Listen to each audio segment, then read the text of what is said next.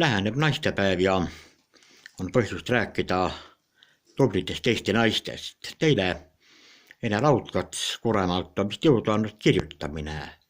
Kui kaua olete kirjutanud ja millest te kirjutate?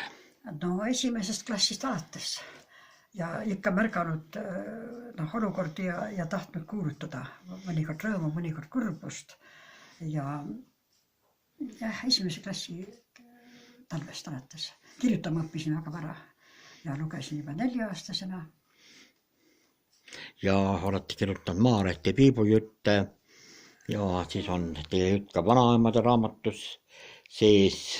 Siis ajakirjadele. Kuidas jätkame? Ja ajakirjadele olen kirjutanud.